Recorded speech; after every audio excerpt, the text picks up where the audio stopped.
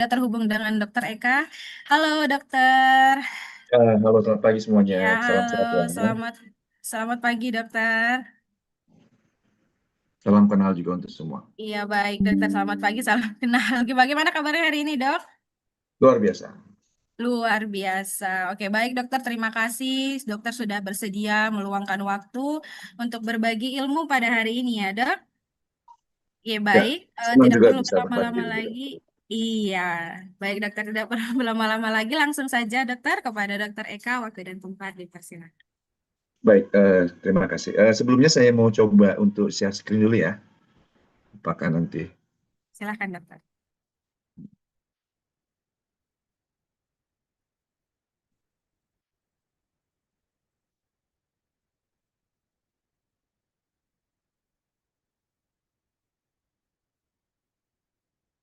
Apakah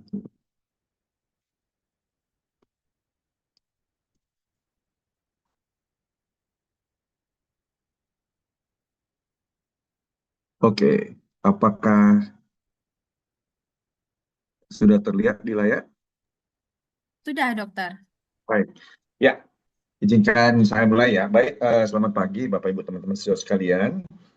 Saat ini terima kasih tentunya pertama-tama untuk panitia ya, untuk teman-teman yang sudah mempersiapkan webinar pada pagi hari ini.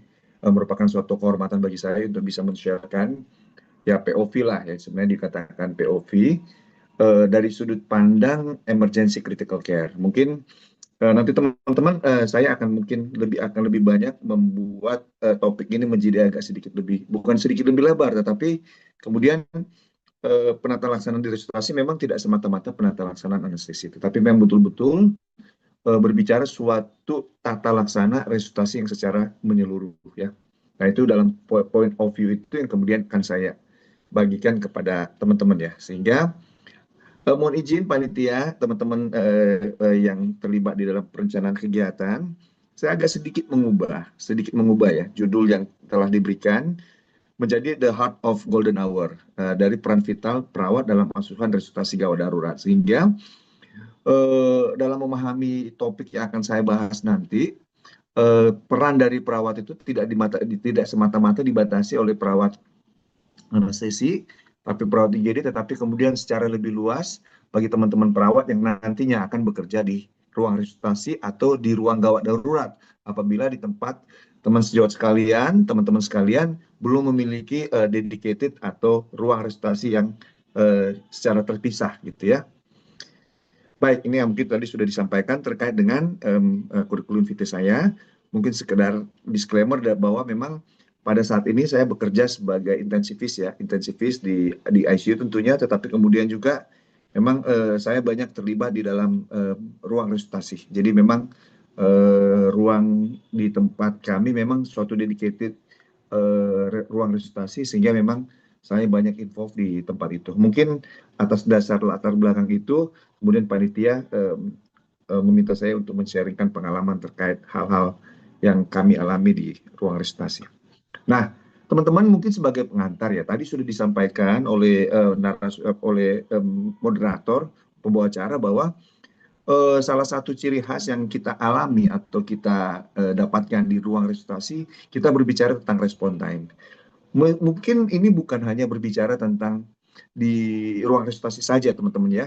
Tapi kalau kita yang sudah sering bekerja di gawat darurat, ada satu hal yang secara spesifik atau mungkin agak berbeda dengan di tempat-tempat lain ya. Entah itu di ruangan, di ICU, atau di tempat-tempat lain di luar di luar kamar operasi.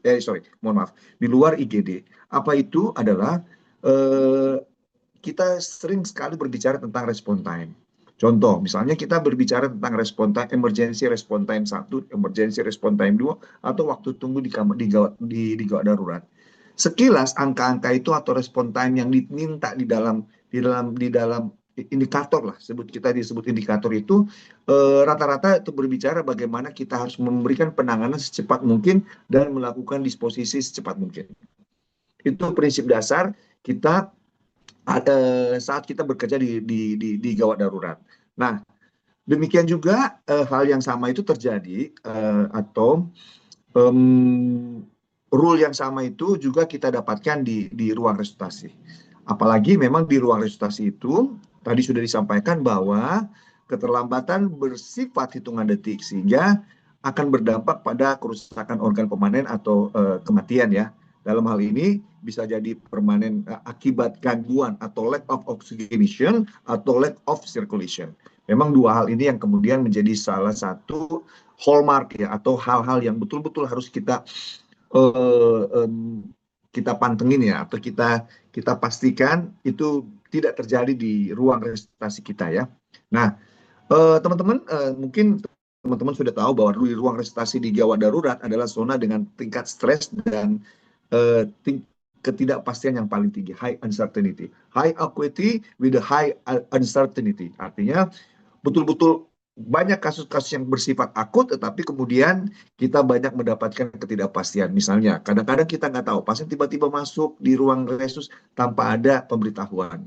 Mungkin ada sedikit pemberitahuan. Misalnya, kadang-kadang kita akan ada pasien rujukan dengan kondisi seperti ini. Tetapi apa yang dilaporkan di dalam rujukan itu berbeda dengan yang kita dapatkan ya. Mungkin teman-teman sudah sering mengalami. Dirujuk dengan GCS 15, tapi serta-merta sampai di ruang resusitasi GCS-nya udah 3 atau 4. Itu sering terjadi. Bahkan tadi kemarin pun saya masih mengalami hal yang sama ya. Nah, selanjutnya yang harus kita pahami adalah ruang resusitasi itu adalah bukan pertunjukan tunggal. Ruang resusitasi bukan milik suatu tanda kutip ya, tanda kutip bidang ilmu tertentu, profesi tertentu dan sebagainya. Tapi lebih merupakan suatu ruang untuk mengakomodasi multidisiplin tim. Memang betul bahwa harus ada yang tanda kutip bukan mengkapteni ya, tapi mengorkestrasi ya, mengorkestrasi atau kemudian meliding setiap tahapan. Nah, memang sangat sangat tergantung di tempat teman-teman saudara siapa yang akan meliding itu. Bisa bisa di tempat kami ditugaskan dokter spesialis anestesi. Mungkin di tempat lain ada emergency medicine atau di tempat lain ada dokter spesialis bedah atau dokter emergency atau dokter gawat darurat dengan kompetensi tertentu atau bahkan di tempat-tempat yang mungkin yang lebih lebih jauh lagi dari pusat bisa juga seorang perawat emergency yang terlatih. Nah, lepas daripada semua itu adalah kita terlibat di dalam simponi satu tim. Poin besarnya adalah seperti itu. Dan tentunya teman-teman perawat apabila kita sepakat bahwa pada pertemuan pada saat ini kita meng-highlight tentang peran perawat adalah merupakan suatu konduktor operasionalisasinya ya. Saya mungkin mau tunjukkan ini adalah salah satu contoh kami ya dalam bekerja. Ini sempat ada rekaman sedikit dari waktu itu ada koas yang sempat mengambil rekaman dan ini yang bisa saya tunjukkan. Ini teman-teman tim saya ini adalah tim yang kami lakukan untuk pasien dengan trauma maksilofacial. Ini adalah semua teman-teman perawat. Ya, ini yang mungkin sekedar gambaran yang saya katakan tadi merupakan suatu orkestrasi. Nah, sebelum kita lanjut membahas tentang apa yang akan kita lakukan atau peran apa yang akan kita lakukan dalam hal ini adalah sebagai seorang perawat, tentunya saya mengingatkan kembali apa yang sebenarnya menjadi anatomi ya, medan perjuangan kita. Mohon maaf, saya menggunakan bahasa yang agak sedikit puitis, tapi intinya saya mau menyebutkan bahwa atau saya mengingatkan kembali bahwa apa sih sebenarnya atau apa hakikat kita bekerja di ruang resusitasi. Sekedar informasi, memang saya bekerja di gawat darurat dan tidak memang banyak bekerja di ruang kuning ya. Memang orientasi kami adalah bekerja di ruang resusitasi atau ruang merah atau ruang res, apapun namanya di tempat saudara-saudara ya. Nah, apa ruang resusitasi itu adalah suatu area dengan tingkat ketajaman atau high acuity atau high akut sebenarnya jika tingkat keakutan yang paling tinggi di instalasi gawat darurat. Nah, dirancang dan desain untuk secara khusus melakukan intervensi pada pasien-pasien yang mengalami apa? Life threatening condition secara absolutely ya, atau disebut kondisi mengancam nyawa secara absolut. Apa itu? Ya, satu, misalnya henti jantung oleh sebab apapun, trauma multiple oleh sebab apapun ya, bisa karena trauma kepala, trauma ekstremitas, trauma trunkus ya, trunkus itu bisa trauma toraks maupun trauma abdomen, ataupun misalnya shock dengan jenis apapun dan gagal nafas akut dengan penyebab apapun. Jadi dengan kata lain, apa yang kita hadapi di ruang resusitasi itu bisa bersifat medical ataupun bisa bersifat surgical, ya. Nah, karakteristik utama dari lingkungan ini adalah zona di mana waktu adalah nyawa atau time is life, ya.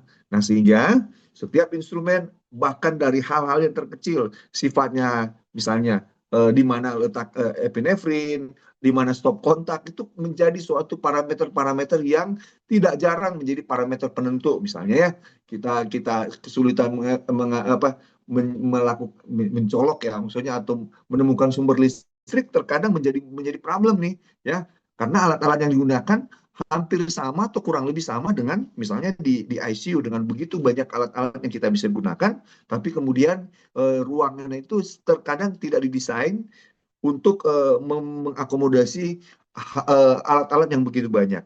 Bahkan di banyak rumah sakit ruang resusitasi itu bukan sebenarnya ruang, tetapi sebenarnya satu bed khusus yang didedikasikan. Sehingga tentunya kita mengakui atau kita menyadari bahwa tidak jarang bahwa bed resusitasi atau corner resusitasi itu sebenarnya adalah tempat yang biasa yang kemudian diakomodasi entah karena akreditasi atau karena kebutuhan dan sebagainya, ya. Nah, itu yang kadang-kadang menjadi masalah. Tapi kadang dan kesulitan-kesulitan yang kita hadapi kadang-kadang kita tidak memperhitungkan ergonomik, ya, kecepatan atau keselamatan, bagaimana pasien ditransfer, bagaimana pasien bisa bergeser, bagaimana kita melakukan resusitasi di tempat itu, bagaimana kemudian apabila ada alat-alat tertentu, misalnya USG atau misalnya tindakan-tindakan tertentu, kadang-kadang apakah teman sejawat bedah itu bisa melakukan pemasangan WSD secara cepat di tempat itu, memungkinkan atau tidak. Nah, kadang-kadang memang kita harus mengakui banyak di instalasi gawat darurat, banyak ruang resusitasi yang ada di tempat kita di Indonesia mungkin belum memikirkan hal-hal seperti kayak gitu. Nah, teman-teman. Nah, saya mau mengingatkan lagi bahwa inilah sebenarnya bagaimana cara kita melakukan penempatan suatu ruang resusitasi atau area resusitasi di emergensi gawat darurat, ya. Karena eh, bahwa pengenalan dini dan resusitasi dini merupakan suatu kondisi yang membutuhkan manajemen yang sangat time sensitif, ya, untuk menyelamatkannya. Sehingga betul-betul kita memastikan bahwa ruang resusitasi kita atau ruang tempat kita melakukan resusitasi itu sangat mudah diidentifikasi. Sangat mudah diidentifikasi artinya sangat mudah diidentifikasi mulai dari fase prahospital di triase, sangat memang dianjurkan dan memang sebagai common practice adalah berada dekat dengan ruangan triase atau tempat kita melakukan triase, tapi kemudian juga bisa diakses pada pasien-pasien yang kemudian sudah mengalami observasi atau kita menjalani pemantauan di ruang gawat darurat. Bahkan di beberapa case atau di beberapa setting rumah sakit itu juga harus bisa diakses pada pasien-pasien yang mungkin misalnya di dalam kondisi rawat jalan. Misalnya saat ini kita kenal misalnya pasien-pasien yang menjalani hemodialisis itu kan sering dalam kondisi terdaftar sebagai pasien-pasien rawat jalan, sehingga akses terhadap ruang di hemodialisis itu menjadi juga esensial, sehingga apabila terjadi perburukan tanda kutip pada saat dilakukan hemodialisis rawat jalan, akses itu harus bisa diidentifikasi secara clear, ya.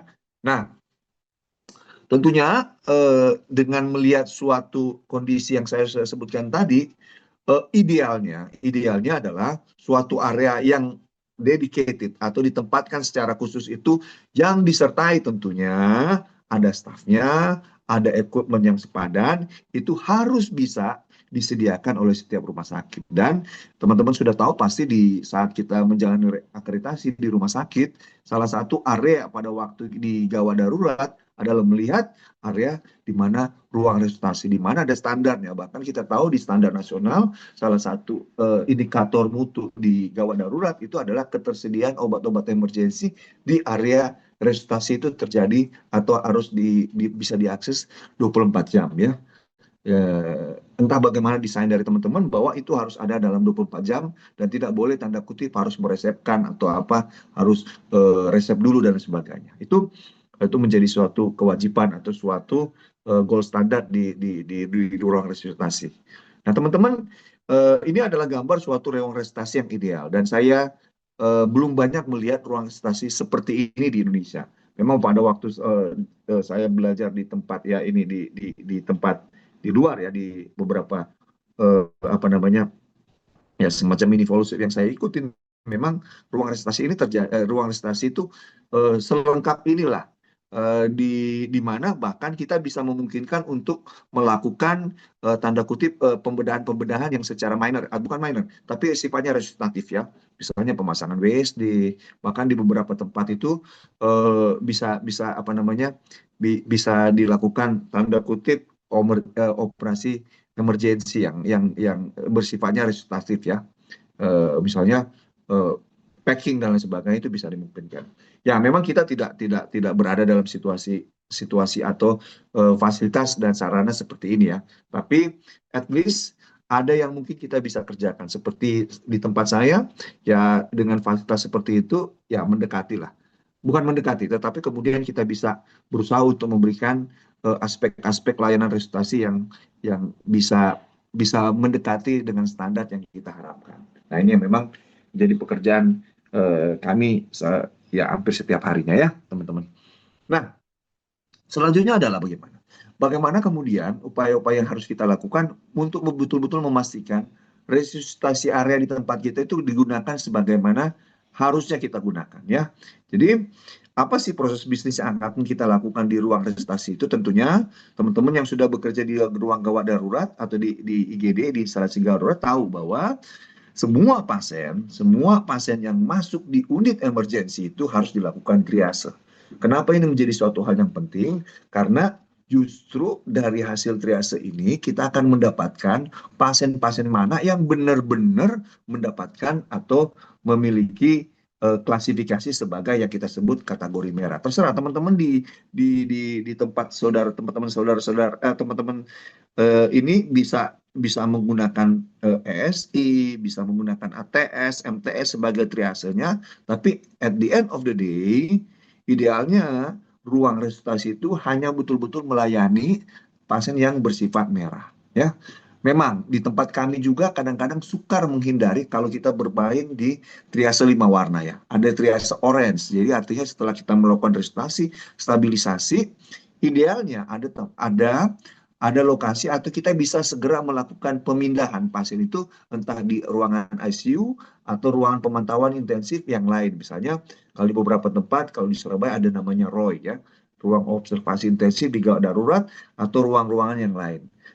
Sehingga ruang resusitasi itu kita bisa gunakan untuk bersiap-siap untuk melakukan resusitasi yang selanjutnya. Nah, itu yang menjadi kadang-kadang tantangan ya. Nah, ini saya sudah sebutkan tadi bahwa pasien-pasien mana yang kemudian mendapatkan benefit terbesar di ruang resusitasi adalah pasien-pasien yang kategori merah. Nah, ini yang perlu saya ingatkan karena memang betul-betul di ruang resusitasi ini adalah sebenarnya bukan ruang observasi. Jadi misalnya kalau teman-teman kadang-kadang kita melihat dan di tempat saya juga sering suka merasakan bahwa ada ada tanda kutip ya, bukan permintaan, tetapi ada kekhawatiran dari beberapa teman-teman yang bekerja di gawat darurat sehingga pemantauan yang dianggap harus lebih tinggi atau ya kita bisa menggunakan EWS ya, EWS di gawat darurat yang sudah di atas 7, kemudian tanda kutip digeser ke ruang resusitasi. Akan sangat berbahaya atau kita harus sangat berhati-hati untuk bisa mengakomodasi pasien-pasien seperti kayak gitu. Karena apabila kita terlalu lulus untuk mengakomodasi pasien-pasien yang sifatnya ya kalau dalam triase 5 warna itu orange, akan membuat kapasitas kita untuk melakukan resusitasi pasien yang merah itu akan menjadi sangat-sangat terbatas ya. Nah, selanjutnya adalah tentunya akan ada triase ini ya, alert personal yang ada dari teman-teman di trias apabila kita melakukan pemisahan itu. Ada pasien resusitasi, ada pasien merah ya. Bahkan kalau kita memakai 2 alur ya, nanti akan saya tunjukkan di alur selanjutnya. Kalau kita menggunakan modeling primary triase sekunder dan triase primary, pasien-pasien yang sifatnya resusitasi itu kadang-kadang bisa membypass apa yang kegiatan yang akan kita lakukan di ruang apa bukan di unit triase itu sendiri ya. Nah, kadang-kadang, bukan kadang-kadang, dalam sistem SPGDT, apa namanya, kita sudah bisa melakukan komunikasi dengan sistem atau provider prahospital atau interhospital dalam hal ini rujukan ya.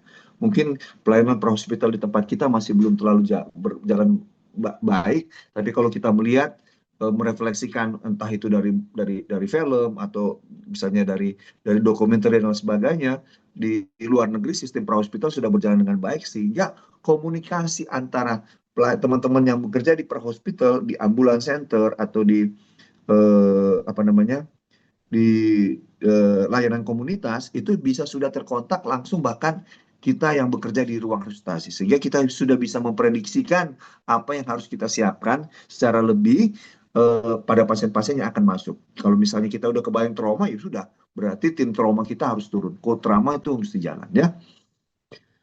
Oke, nah kemudian selanjutnya adalah kita harus memahami bahwa pasien yang di ruang stasi itu adalah prioritas daripada semua staff. Ini berbicara kalau kita nggak memiliki dedicated staff ya di ruang di emergency departemen kita ya.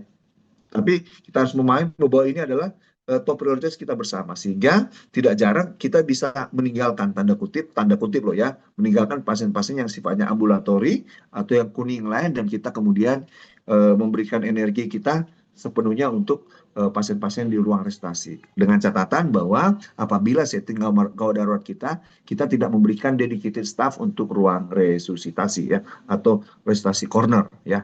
Nah, tentunya akan sangat bermakna apabila kita memberikan code resusitasi di apa sehingga itu akan memberikan notis kepada seluruh bahkan pasien bahkan keluarga pasien yang ada di gawat darurat bahwa ada prioritas khusus yang akan kita berikan pada saat pasien-pasien mengalami kondisi red yang dimaksudkan tadi.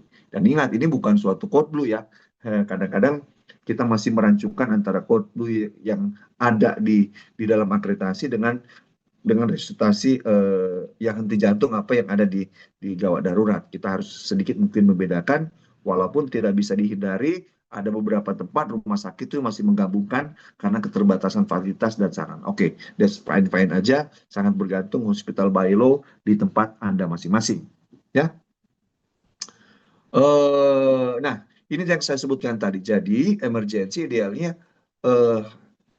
punya staff yang kemudian tidak yang apa namanya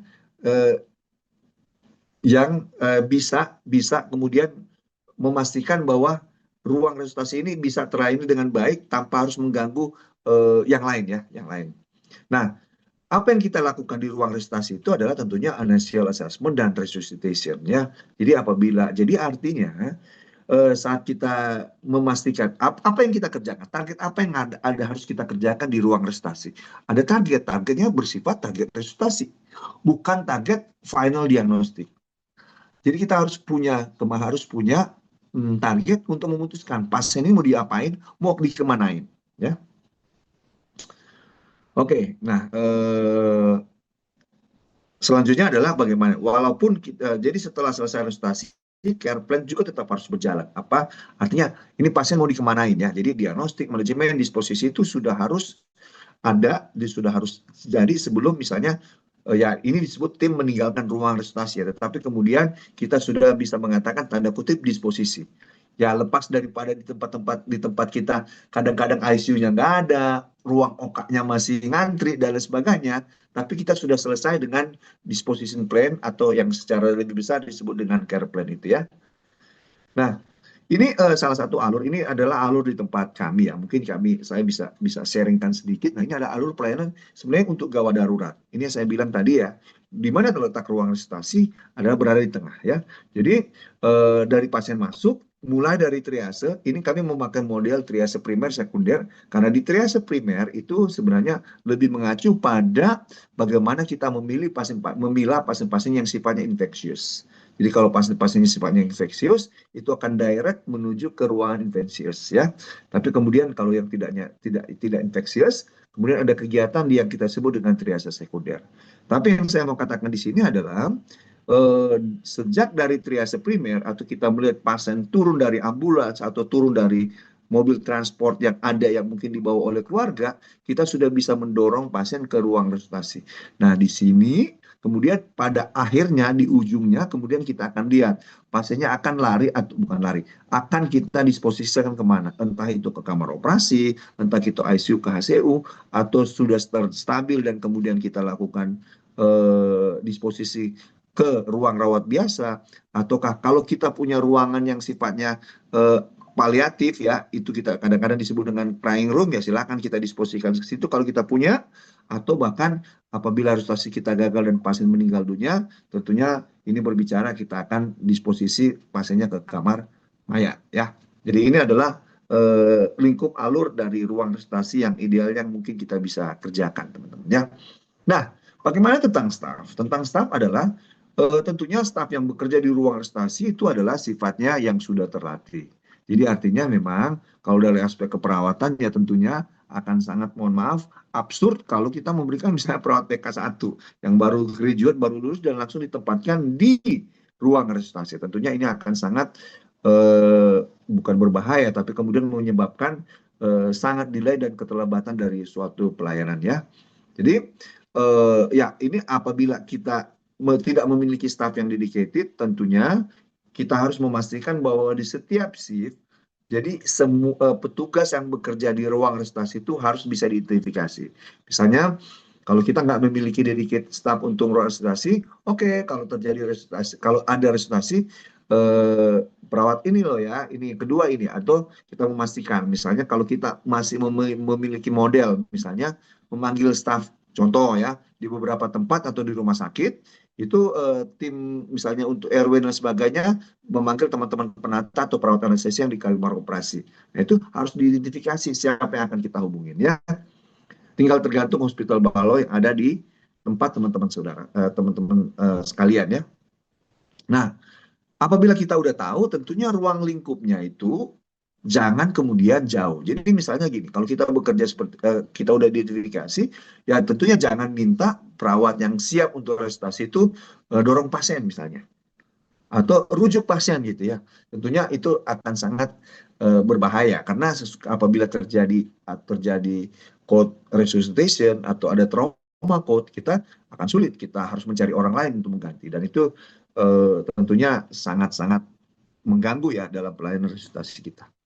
Ya, bagaimana tentang space ya? Space-nya itulah tadi saya udah gambarkan tadi ya, itu idealnya. Tapi yang pasti kita harus bisa melihat bahwa ruang resusitasi itu harus mudah diakses dari main emergency unit ya, termasuk dari akses ambulan, triage area dan pintu masuk utama ya. Dan ruang resusitasi itu harus kemudian visible ya apabila kita bekerja tidak dalam ruang stasi yang dedicated. Nah, ya sangat mudah teridentifikasi apabila terjadi atau akan ada code ya, kita sebutkan code ya. Nah, selanjutnya ruang stasi itu harus mampu memiliki cukup ruang untuk bisa mengakomodasi tadi saya sebutkan begitu banyak orang dan begitu banyak equipment dan harus mampu atau sebenarnya idealnya memiliki akses yang mudah ke ruang radiologi, ke kamar operasi dan ke ruang intensif ya.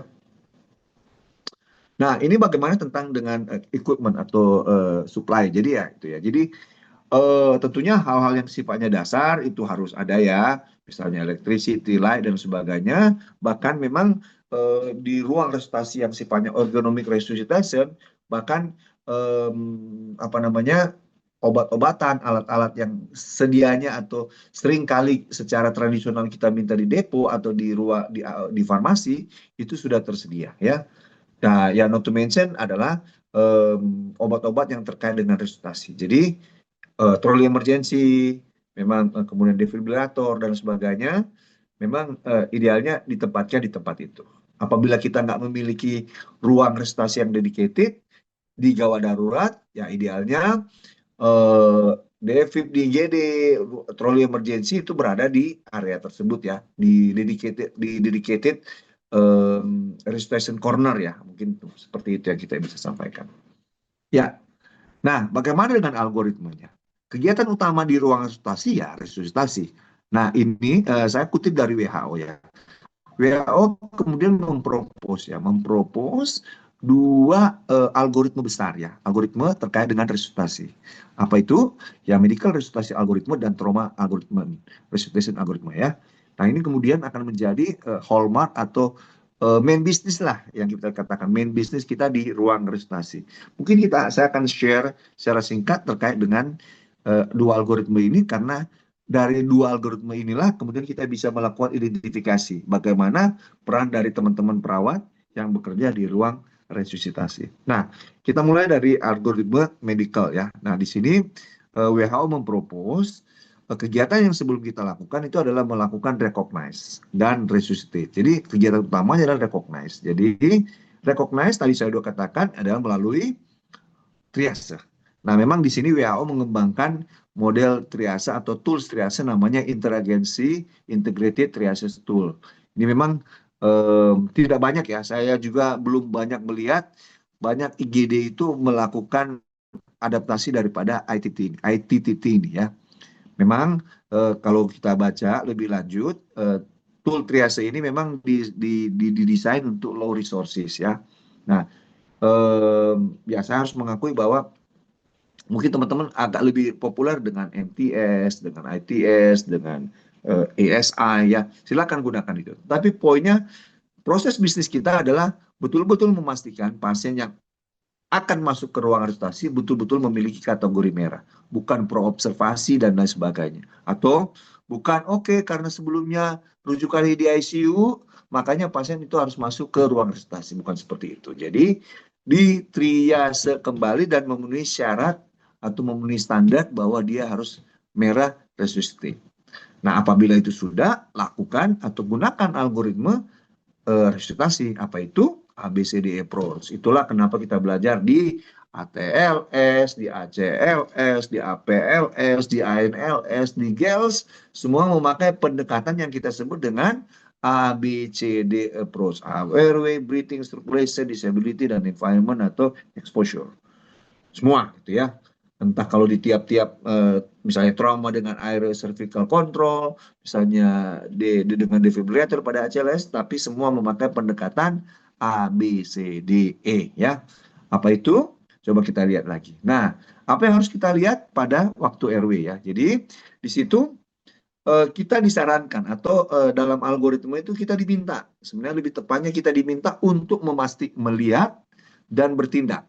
Jadi ada 3 langkah. Look, act, dan check. Look, act, dan check. Jadi misalnya ini. Teman-teman nanti ini saya bisa share ke teman-teman ya untuk slide-nya. Tapi poin besarnya adalah misalnya gini. Di RW itu apa yang kita harus cari? Bahwa misalnya adalah pasien yang nggak sadar. Apakah ada benda asing, ada gargling, atau dari stridor. Very basic dari penanganan RW tentunya ya teman-teman ya. Nah, apa yang kita lakukan tentunya sesuai dengan apa yang kita temukan. Misalnya kalau dia gargling ya buka jalan nafas dan lakukan suctioning. Kalau stridor kita tetap berikan pastikan clear dan kita cari tanda-tanda misalnya apakah ada ventilasi dan sebagainya. Kalau ada tanda hipoksik tentunya berikan oksigen. Very simple ya. Jadi ada look, act, dan check. Kalau itu oke, kita bisa berpindah ke breathing. Teman-teman pasti udah tahu ya apa yang harus kita lakukan pada waktu kita melakukan identifikasi terkait dengan breathing tadi ya. Entah itu kita mencari tanda-tanda yang apa namanya pernafasan yang tidak normal, ada wheezing, ada misalnya tanda-tanda tension pneumotoraks, ada tanda-tanda apa namanya gangguan status mental, misalnya hiperventilasi atau hipoventilasi, misalnya pada penggunaan, misalnya kita curiga pada IDU ya, intravenous drug use, penggunaan narkotik dan sebagainya, tentunya gagal nafas bisa disebabkan oleh intoksikasi ya, intoksikasi atau adiksi obat-obatan ya. Atau mungkin tanda-tanda keracunan yang lain. Nah, ini yang kita bisa lakukan ya, teman-teman ya. Nah, selanjutnya apa yang kita dari sirkulasi ya tentunya kita melihat tanda-tandanya perfusi. Jadi kita yang paling sederhana mungkin saya usulkan adalah melihat perfusi indeks atau shock index ya. Jika cuma menghitung memakai rumus dari nadi dan systolic blood pressure itu mudah ya. Mudah. Jadi tanda-tanda atau kita cari apakah ada tanda-tanda internal bleeding misalnya pada pasien-pasien yang dengan misalnya anemia, trombositopenia dan sebagainya, tentunya riwayat hematemesis, melena, anamnesis itu mungkin bisa secara quick kita bisa coba cari ya. Nah, kemudian disability, ya tadi tentunya udah tahu ya teman-temannya apakah ada tanda-tanda kejang, status mental, assessment dan sebagainya, dan exposure tentunya kita melihat apa namanya, kita bukan membersihkan, kita meremove, misalnya remove pakaian kalau dia ada muntahan, ada basah dan sebagainya. Nah, poin besar ini adalah inilah menjadi kegiatan utama kita di resusitasi. Nah, eh, dan selanjutnya apabila kegiatan itu sudah selesai, kita lakukan review, ya, review apa namanya, review apakah kita sudah tidak melewati checklist resusitasi, atau kalau di HCLS kita sudah saatnya kita berpindah pada secondary survey. Nah, di sini target resusitasi kita terpenuhi dan kita bisa kemudian melakukan refer. Refer ini bukan berarti hanya merujuk ke tempat lain, tapi kita juga melakukan disposisi. Misalnya setelah selesai kita bisa melakukan komunikasi dengan misalnya dokter jantung, dokter penyakit dalam, atau siapapun yang nanti kita rasa kompeten untuk bisa menangani secara lanjut kegawat daruratan yang sudah kita tangani sejak awal. Itu maksudnya ya. Nah, bagaimana dengan trauma? Tidak jauh berbeda. Kegiatannya sama, rekognisi juga melalui sistem triase yang kita kembangkan di tempat kita masing-masing. Penggunaannya masih tetap dengan penggunaan, resusitasinya masih tetap dengan pendekatan yang sama, ABCD. Tentunya karena dia trauma, mungkin akan sangat relevan kita menggunakan pendekatan di ATLS. Nah, karena di A-nya betul bahwa misalnya airway dengan cervical spine control yang betul-betul ditekankan di ATLS itu dimasukkan juga ke sini. Breathing, circulation, disability dan exposure tentunya sama dengan apa yang kita pelajari di ATLS ya, teman-teman ya. Nah, selanjutnya gimana? Oke, ini review dan reverse sama juga kegiatan yang sama kita lakukan pada pasien-pasien yang resusitasi medikal ya, teman-teman. Baik, nah dari kegiatan yang sudah saya sampaikan tadi, apa namanya, ada beberapa hallmark yang mungkin ingin saya bagikan ke teman-teman, atau ada beberapa ciri khas yang alur pekerjaan, proses bisnis kita di gawat darurat, di ruang resusitasi yang kemudian harus kita pahami secara benar. Nah, apa yang kita lakukan adalah ada suatu initial assessment, ada resusitasi, di mana aksi inti atau kegiatan inti kita adalah ya tentunya pelaksanaan survei primer ABCD yang saya sebutkan tadi secara simultan. Apabila ada kompresi, ada RJP, defibrilasi, manajemen jalan nafas, dan kontrol masif, itu merupakan kegiatan utama kita. Tapi teman-teman, kita juga tidak bisa melupakan bahwa ada zero tolerance equipment mastery. Jadi benar-benar nih, pengecekan alat awal shift itu tentunya bukan merupakan suatu formalitas. Jadi betul-betul memastikan nih proses misalnya defibrillator mesti bekerja apa tidak, ventilator terkalibrasi dengan baik apa enggak, laringoskop bekerja dengan baik apa tidak, dan kelengkapan crash card. Nah, ini menjadi penting. Kenapa, teman-teman? Karena readiness atau resiliensi itu tidak jarang ketidakmampuan kita mengadakan preparasi tidak jarang kita temukan gitu ya. Sehingga begitu kalau darurat, kepanikan muncul bukan karena kita tahu tapi alatnya tidak ready. Nah, sehingga apa yang saya mau propose di sini adalah oke, kegiatan utama kita adalah resusitasi, tapi jangan lupa kegiatan selanjutnya apabila ada resusitasi adalah preparing, gitu ya. Jadi ya memang ya saya nggak perlu ajarin ya, sebenarnya teman-teman sudah tahu dalam proses bisnis kita, mau bekerja di anestesi, bekerja di gawat darurat, bekerja di ICU pun ya mencek itu sudah harus dikerjakan dari awal.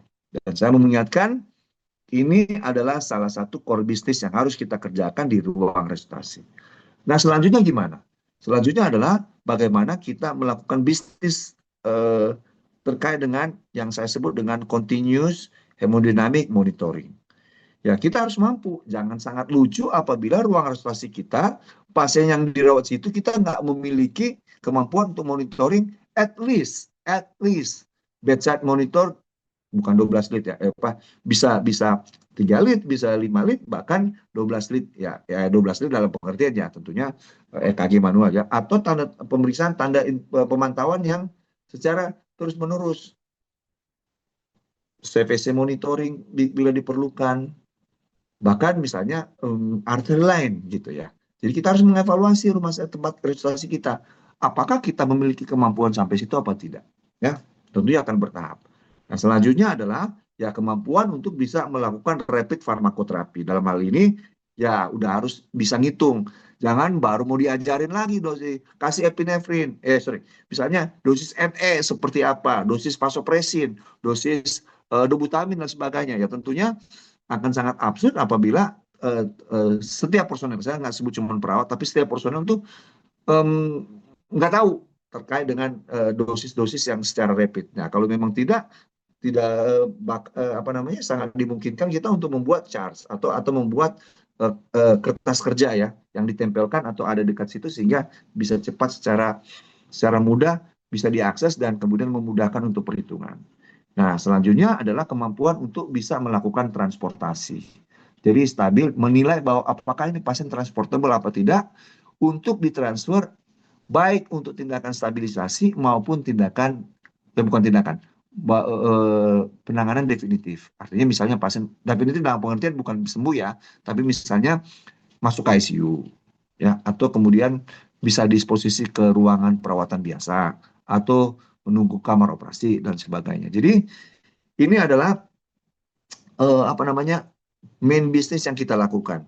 Registrasi sebagai bisnis utama, persiapan preparedness itu merupakan bisnis selanjutnya, kemampuan untuk melakukan hemodynamic monitoring adalah kemampuan yang tidak kalah, kemampuan untuk bisa melakukan rapid farmakoterapi, dan kemudian juga stabilisasi. Nah, dari atas dasar inilah, kemudian saya mau mengajak apa sih peran dari vital dari teman-teman perawat yang bekerja registrasi, ya tentunya kemampuan untuk bisa melakukan atau bekerja sama dalam tim terhadap 5 area yang saya sebutkan ini, gitu ya teman-teman ya. Nah ini adalah suatu tim ideal, tim resus ya. Di sini ada tim leader, bahkan secara dari kita ada anestesiologisnya, ada arti, ada perawatnya, ada bahkan ortopedik dalam hal ini kasusnya ortopedik, ada attending physician, ada EMT, ada teman-teman ya dalam ini sampai emergency medicine-nya ada bahkan critical care ya, ICU-nya udah turun dan sebagainya. Ya memang kita tidak punya, mungkin kita tidak akan bisa mencapai tim seideal ini. Di tempat saya pun tim itu tidak seperti itu dan bahkan tim saya lebih banyak teman-teman dari perawatan. DPJP yang lain mungkin akan datang setelah atau ada beberapa pada kasus akan datang bersamaan. Nah, sehingga yang menjadi tantangan kita adalah bagaimana kemudian kita memanfaatkan atau menggunakan tim yang ada existing kita untuk bisa melakukan layanan resusitasi yang sangat yang ideal, bukan ideal ya, tapi kemudian setidaknya memenuhi standar. Nah, saya merasa dan di titik inilah kemudian teman-teman panitia atau teman-teman yang menyelenggarakan webinar ini mengajak kita untuk berpikir, reconsider apa sih sebenarnya peran vital daripada seorang perawat. Karena seorang perawat di resusitasi. Karena kalau kita balik seperti kayak gini, role daripada semua orang itu sudah sangat dedicated. Dari tempat kita, modelnya tidak seperti ini. Kita tidak bisa memastikan bahwa semua elemen-elemen ini hadir pada saat di ruang resusitasi. Sehingga dengan kata lain, role yang ada dalam tim ideal ini tentunya mungkin akan bisa, kalau bahasa critical care-nya saya sebut bisa disurrogate. Bukan digantikan, tetapi kemudian bisa diperankan. Mungkin tidak dalam performa yang in optima performa, kata Rocky Gerung ya, tetapi kemudian bisa memainkan peran resusitasi, memainkan peran sirkulasi, memainkan peran farmakologi terapi, memainkan peran stabilisasi dan sebagainya. Ini yang kemudian menjadi yang saya harap kita bisa berdiskusi banyak lebih ke arah situ ya. Nah, sehingga dengan kata lain apa peran vitalnya? Jadi memang bukan dalam hal ini model yang ada yang mungkin kita bisa kembangkan di Indonesia bukan menjadi sekadar menjadi task oriented, mendapatkan atau menjadi pelaksana instruksi, tapi kemudian juga yang kita harapkan tentu menjadi critical thinker. Jadi ada assessment, dok, ini tensinya apa? Jadi tempat kami sudah mulai ada, dok, ini saya udah mau jalan ini ya, saya mau jalan adrenalin NA ya, tensinya udah apa? Jadi sudah berjalan dengan dengan paradigma bahwa menjadi critical thinker. Critical thinker, apa yang harus kita lakukan next, apa yang kita harus lakukan next. Sehingga dengan kata lain, apabila kita sudah bisa masuk ke arah ranah cara berpikir critical thinker, tentunya kolaborasi interprofesional ala atau model Indonesia yang solid akan bisa kemudian mengikuti apa yang ada di literatur, yang dimana apabila sudah terjadi kolaborasi yang solid ini, bukan sulit ya, akan tentunya menurunkan angka insiden keselamatan pasien dan juga memperbaiki keluaran. Bahkan kalau saat ini ada istilah ini ya, eh, patient experience ya, PROM dan PREM tentunya akan jauh lebih baik ya teman-teman ya. Nah, apa yang mungkin menjadi apa namanya menjadi peran atau harus area of improvement dari teman-teman tentunya adalah bagaimana kita bisa melakukan performing secara ini ya teman-teman, maksud saya secara merata. Jadi anggota tim itu teman-teman perawat untuk bisa memastikan bahwa kita bisa betul-betul bekerja memastikan adanya high quality CPR dan airway management yang baik ya, termasuk kemampuan untuk kita bertindak aktif mempersiapkan difficult airway, bahkan bisa untuk front of neck access. Jadi misalnya Kriko atau di tempat kami bisa bekerja misalnya pada sampai pada PDT ya, percutaneous dilatation tracheostomy. Itu memungkinkan. Atau kita bisa bekerja bisa melakukan code untuk difficult airway, bisa bekerja sama dengan teman-teman penata, atau kalau ada dokter anestesi yang bekerja di kamar operasi bisa menurunkan misalnya kalau kita punya apa namanya fall ya, fiber optic laryngoscopy atau bronkoskopi atau minimal video assisted laryngoscopy. Nah, kemudian yang selanjutnya memastikan atau sebaiknya kita memastikan tempat kita memiliki kapnografi ya, yang tentunya side stream karena kalau mainstream itu sering melekat di mesin anestesi ya. Nah, kemudian pilar yang kedua yang mungkin saya mau tawarkan, apa peran daripada perawat resusitasi untuk bisa melakukan optimalisasi adalah kemampuan untuk bisa vascular access ya. Jadi harus bisa memastikan misalnya intraoseus ya. Memang di tempat kita udah mulai mencoba tapi terbentur di pembiayaan ya teman-teman ya. Intraoseus harganya mahal, tapi justru hampir sama nih dengan CVC. Makanya di tempat kami ya udah, daripada kita pakai intraoseus kita langsung dengan CVC ya. Tapi di tempat-tempat tertentu mungkin misalnya intraoseus itu harus dipertimbangkan, dan teman-teman perawat sudah harus bisa mampu mengerjakan sampai intraoseus ya. Ya, rule-nya adalah 3C, right critical drug, right concentration, right calculation.